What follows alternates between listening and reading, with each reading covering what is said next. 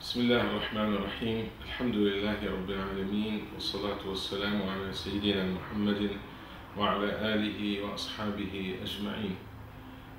Nous sommes toujours dans ce mois béni, le mois de Ramadan, et nous essayons de saisir quels sont les enseignements que nous devons retenir dans ce mois. Aujourd'hui, nous parlons du mois de Ramadan, le mois du Coran. En partant de ce verset, le verset 185 de la sourate 2, sourate al-Baqarah, où Allah subhanahu wa ta'ala, dans les versets où il nous parle de cette obligation, de cette prescription du jeûne, il parle des mérites de ce mois. Pourquoi il a choisi le mois de Ramadan pour qu'il soit le mois du jeûne. Il nous dit dans ce verset « شهر رمضان الذي أنزل فيه القرآن هدى للناس وبينات من الهدى والفرقان » Le mois de Ramadan est celui au cours duquel le Coran a été révélé pour guider les hommes dans la bonne direction et leur permettre de distinguer la vérité de l'erreur. Alors dans ce verset, Allah subhanahu wa ta'ala, il nous encourage bien sûr d'observer cette adoration du jeûne pendant ce mois qui est un mois particulier, un mois très important. Et d'où vient cette importance de ce mois? Le Coran nous le dit, c'est le mois qui a connu un événement très important qui est celui de la révélation du Coran. Et c'est pour cette raison que la relation entre le Coran et le mois de Ramadan est une relation très étroite. Le mois de Ramadan est par excellence le mois du Coran. Alors, quelle responsabilité, quel devoir du croyant vis-à-vis du Coran, notamment dans ce mois, mais au-delà, bien sûr, de ce mois du Ramadan. Nous pouvons dire que la responsabilité du croyant sincère, qui veut vivre l'esprit de ce mois de Ramadan, qui est le mois du Coran, peut se résumer dans les points suivants. Nous devons vivre tout simplement en compagnie du Coran. Et cette vie avec le Coran, elle passe par les moyens suivants. Tout d'abord, la récitation quotidienne. Nous savons que les hadiths du prophète, mais le Coran lui-même, qui nous incite à le réciter quotidiennement. Déjà, dans nos prières, le Coran est présent, puisque l'essentiel dans la prière, les 5 prières que nous accomplissons, c'est la récitation coranique. Mais avec cette récitation, nous sommes aussi appelés à avoir notre rendez-vous quotidien avec le Coran. Il est toujours recommandé que le croyant pendant ce mois puisse passer par tout le Coran en essayant de lire chaque jour 2 hizb pour pouvoir finir la totalité du Coran. Le Coran est le moyen le plus important pour invoquer Allah subhanahu wa ta'ala. Nous savons la quantité des textes qui recommandent le dhikr, le rappel, l'invocation, et le meilleur moyen pour se rappeler, pour invoquer Allah subhanahu wa ta'ala, c'est de réciter ces paroles, c'est-à-dire réciter le Coran. Nous devons aussi profiter de ce mois, et nous savons qu'il y a beaucoup de mosquées qui organisent des sessions de formation pour pouvoir maîtriser, apprendre les règles fondamentales de récitation, de lecture coranique. Car comme nous le savons, le prophète sallallahu alayhi wa sallam nous a transmis le Coran en tant que texte révélé, mais aussi il nous a transmis sa façon de lecture, sa récitation, ce qui est connu dans les sciences islamiques sous le nom de ilm al-qira'at, cette science de récitation selon des règles définies. Bien sûr, il y a des règles fondamentaux que nous devons connaître et des autres qui sont des règles pour les spécialistes. Et il est recommandé de bien maîtriser la lecture du Coran et on peut en profiter de ce mois de Ramadan pour connaître, pour maîtriser ces règles.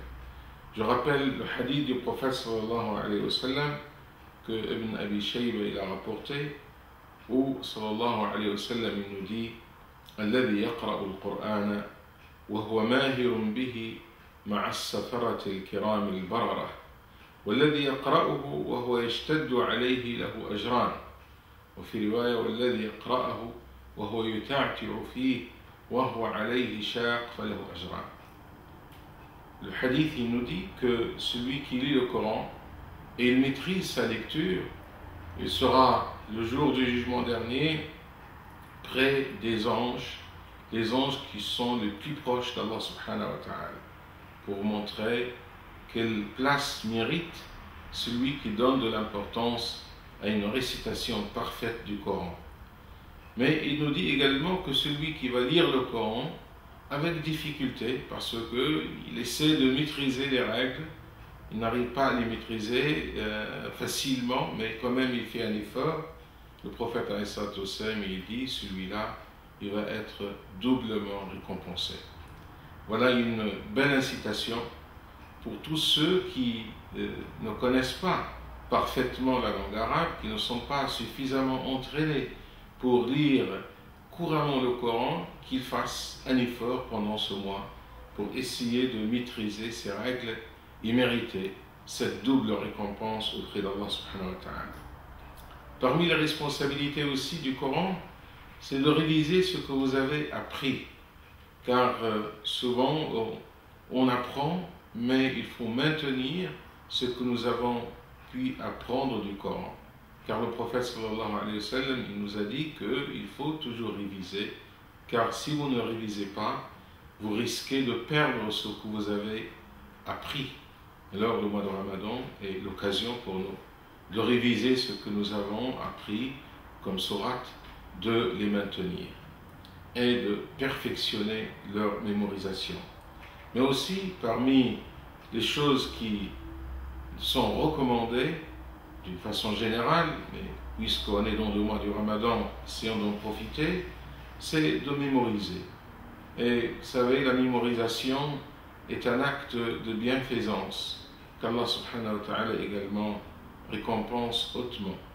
Dans un hadith, le prophète sallallahu alayhi wa sallam disait à son compagnon Abu Dharr, لَإِن تَغْدُوا فَتَتَعَلَّمْ آيَةً مِنْ كِتَابِ اللَّهِ خَيْرٌ لَكَ مِنْ أَن تُصَلِّي 100 رَكْعَةً. Si tu pars pour apprendre un seul verset du Coran, tu seras plus récompensé que d'effectuer 100 rak'a de prière, bien sûr de prière surrogatoire. Mais aussi parmi les responsabilités du croyant vis-à-vis du Coran, c'est aussi de le méditer. Car réciter, réviser, mémoriser, c'est important, mais il faut s'arrêter sur les paroles du Coran. Car le Coran, c'est Allah subhanahu wa ta'ala qui nous parle, qui nous adresse ces versets. Et le Coran lui-même, dans Surat Sad, et dans d'autres versets d'ailleurs, il nous rappelle cette responsabilité de méditation. Nous pouvons lire dans Surat Sad, dans le verset 29, كتاب أنزلناه إليك مباركا ليدبروا آياته وليتذكر أولو الألباب. C'est un livre béni que nous t'avons révélé afin que les hommes de bon sens en méditent les versets et s'y arrêtent pour réfléchir. Voilà une finalité derrière la récitation, derrière la mémorisation, c'est de méditer, c'est de s'arrêter pour réfléchir. Et il est important dans ce domaine de consulter un tafsir. Il y a des tafsirs résumés qui ne sont pas très développés pour ceux qui connaissent la langue arabe, mais il y a aussi quelques traductions qui peuvent permettre d'aller de la lecture à la méditation, à la compréhension, à la réflexion. Mais la réflexion, c'est le cœur qui est ouvert avec le Coran. Lorsque vous êtes avec le Coran pendant cette période de jeûne, où vous êtes dans un état de spiritualité haute, vous allez avoir aussi une compréhension, votre compréhension qui va vous lire encore davantage avec le Coran. Et finalement, parmi les responsabilités également vis-à-vis du Coran, c'est qu'on doit essayer de le mettre en pratique dans notre vie. Car, comme le dit Allah subhanahu wa ta'ala dans le Coran lui-même, Inna hadha al-Qur'ana yahdi lillati hiya aqwam. Ce Coran, certes, il nous guide vers le chemin le plus droit. Et là, c'est une guidance générale dans tous les domaines de notre vie. Et comme l'a dit Sayyidina Omar ibn al-Khattab, le deuxième calife, il dit Inna Allah yarfa'u bihadha al-kitab aqwaman wa yada'u bihi akharin. Il a dit ce livre, c'est-à-dire le Coran, grâce au Coran, Allah subhanahu wa ta'ala, il va élever des gens, des hommes, mais il va rabaisser d'autres. Comment avec le Coran, il y a des gens qui vont être élevés, d'autres rabaissés. Et dans le commentaire de cette parole de Omar, on dit, c'est celui qui va méditer le Coran, qui va en tirer profit, qui va s'élever. Et celui malheureusement qui va le connaître, le lire, mais le laisser de côté. Ne pas donner au Coran sa dimension pratique, car c'est une responsabilité devant Allah subhanahu wa ta'ala. Il va nous demander des comptes le jour du jugement dernier. Vous avez récité le Coran, vous avez écouté le Coran tout le mois, tout le long de ce mois. Mais qu'est-ce que vous avez fait? Est-ce que vous avez médité? Est-ce que vous avez pratiqué ce que vous avez pu lire et écouter?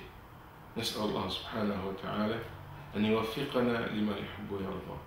Que Dieu nous guide dans ce mois pour donner au Coran sa place dans notre vie, mais aussi pour respecter, observer ses règles et ses conditions qui sont nos responsabilités vis-à-vis du Coran. Wassalamu alaikum wa rahmatullahi ta'ala wa barakatuh.